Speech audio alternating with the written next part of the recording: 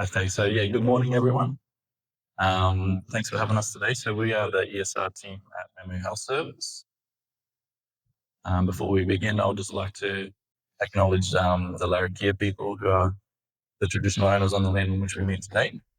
We recognise their connection to culture, country and community, and I just want to pay my respects to the elders past, present and emerging. And I'd also like to extend that respect by just acknowledging everyone in the room here today. My name is Denzel Philpott. I'm a Jitterbell, Kiki descendant on my Aboriginal side, and I'm also Miriam Common descendant on my Torres Strait side. I started my primary healthcare journey at Mamu Health Service in 2012 as a trainee health program. To now, I'm the primary healthcare interventions coordinator at Mamu, and in which I oversee the ESR program. Morning, everyone. So my name is Jessie Murphy. I'm a proud lunchline Green woman from my mother's side, and then a Welsh woman from my father's side. Explains the light skin. I first started with Mamu Health Service in 2023 as a deadly choices program officer, and then I was about over a year ago given the role of the ESL officer for the ESL program.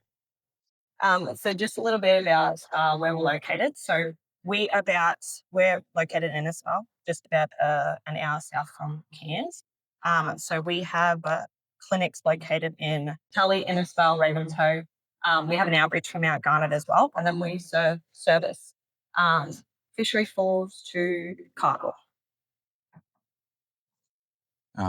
And so just a bit about the ESR program at our service. So after we secured the ESR funding, I was appointed to lead the program, and that was in March 2024.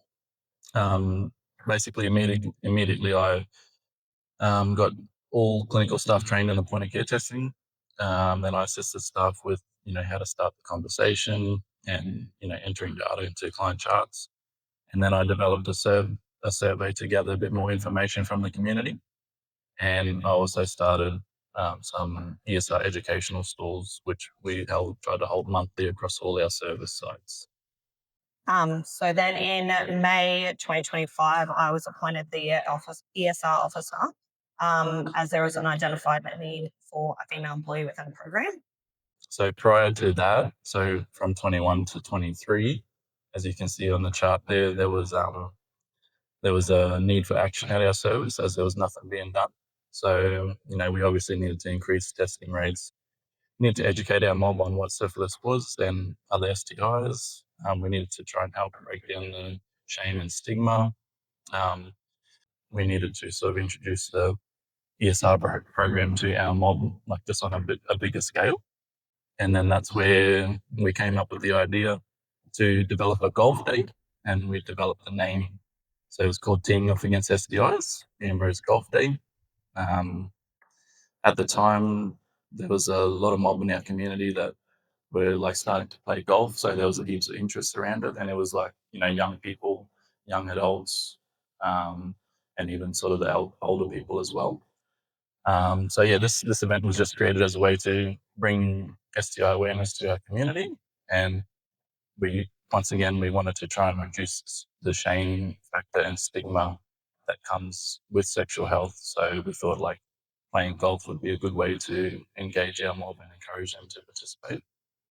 So just a bit of the planning that we went through. So we developed a concept brief, and we got management approval. We designed a participant polo shirt.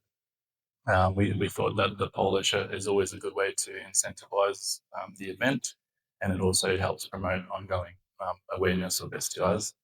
Then we established a partnership with the Impact STI study from the Post Centre at University of Queensland. So they helped support us in the event as well. And we also reached out to a couple of local organisations just to help support the event with prizes and stuff like that. And and then obviously we booked the venue, liaise with the local golf club just to, like around the hiring of the clubs and carts and all that sort of stuff. So then how the day unfolded, we got community members to register their teams prior to the event. Registration fees and all catering were covered by Mamu Health Service. So then we also provided fruit and water on the day to keep the teams hydrated and energized. After the teams completed their rounds, they returned to the clubhouse and we put on just like a small, or not small, I shouldn't say small, a large barbecue for them. And then we did an educational presentation on syphilis and the purpose of the ESR program, and we delivered that. We thought a way to break the ice was to we did like a Slido quiz. I don't know if you guys have ever used Slido, but it is really fun.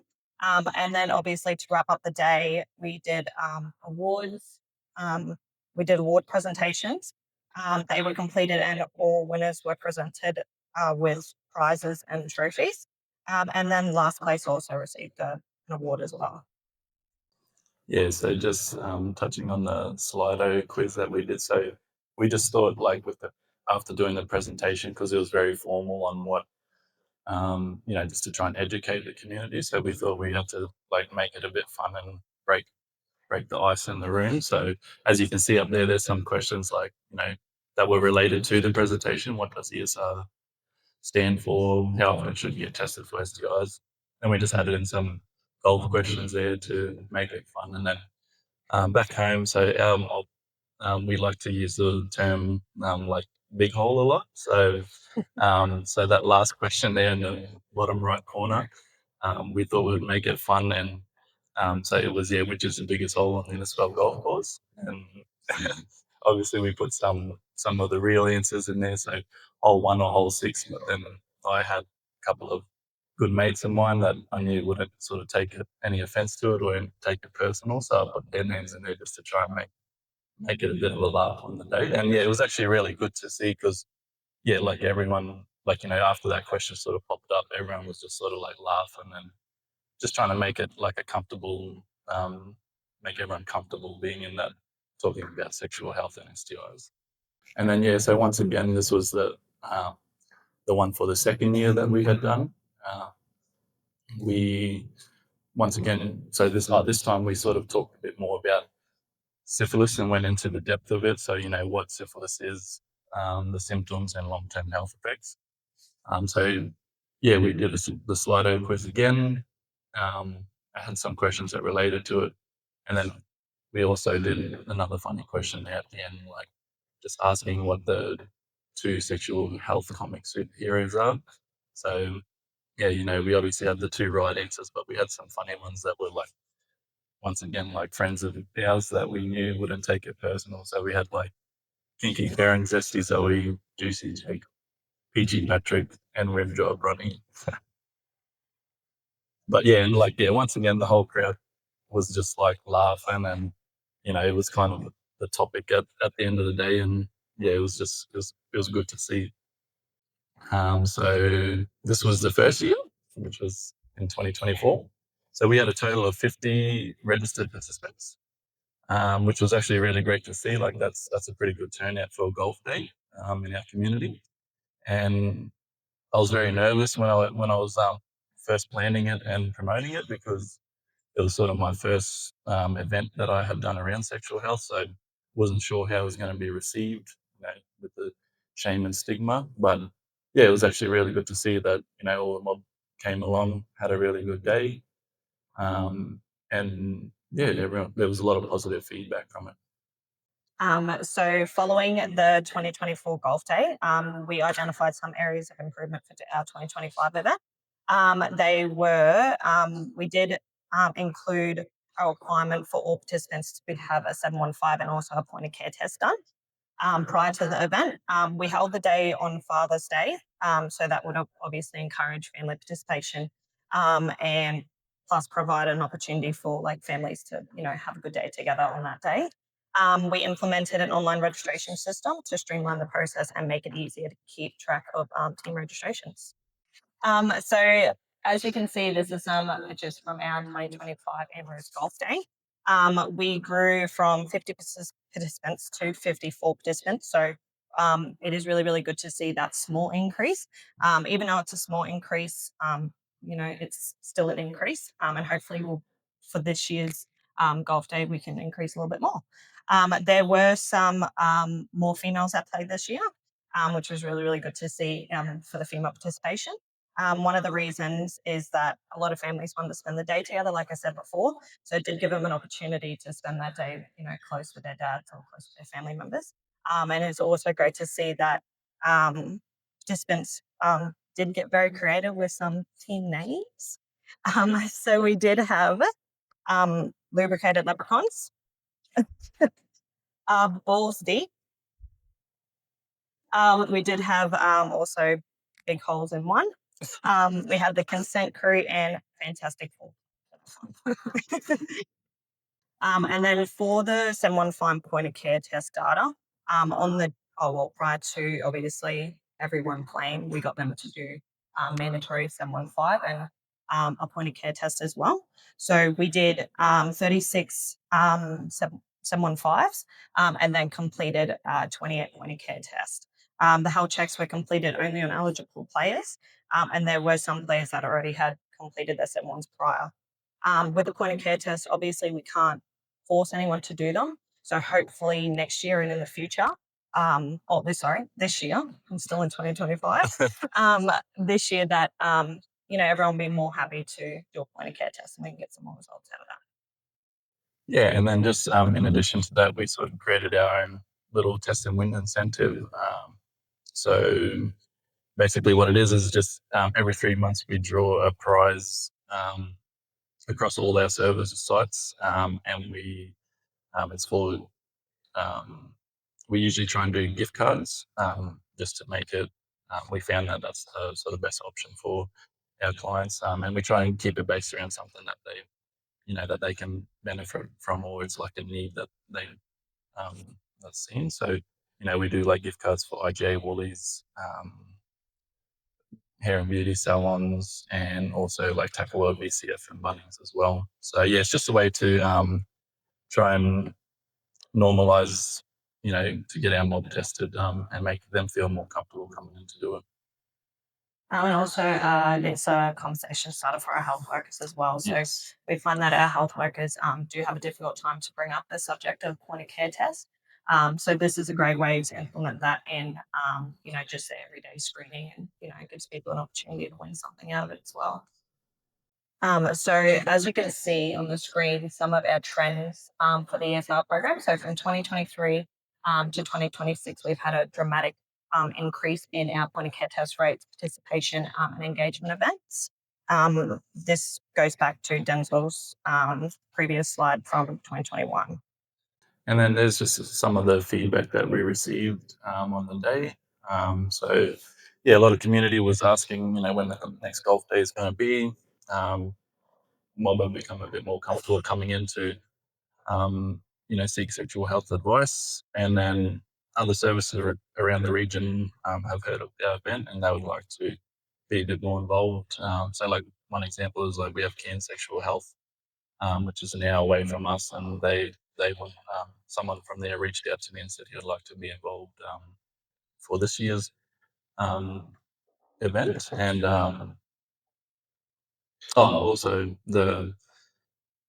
one thing with the shirts that we designed. I actually went to a conference at the end of last year, and there was someone there that I talked to, and he was asking about the golf shirts, and because we have the logo teeing off against STIs on the back, he was like, "Oh, how did the players like feel about wearing that shirt, with that on the back?" And because we actually didn't receive any, like feedback around it, I was like, "Oh well, I don't think it was, any issues around it." And I went on to tell him that we, like when I go down to golf on the weekends or whatever, like I still see people wearing that shirt. So, and yeah, he was just sort of blown away. Like couldn't believe that people, like are happy to wear that shirt, like promoting STIs and sexual health. So yeah, just a good bit of feedback that we received.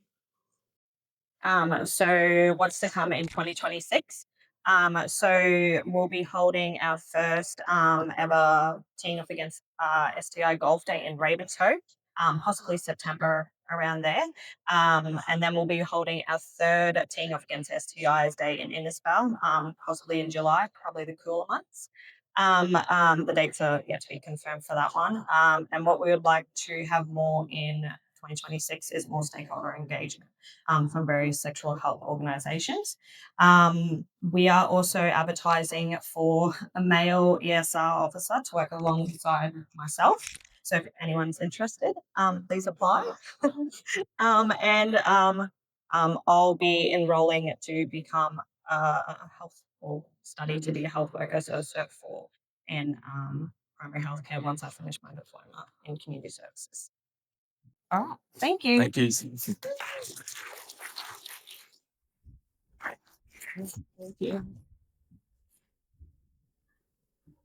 Yeah, for 2 presenters that go signing up and there's the help all that. If I tell you also that when we first talked to we were thinking about them for one of the table discussions, and the more they talked about their session, we sort of without explaining too much to them. And I'm on the main stage. So they were making too nervous. We just think that it's hard.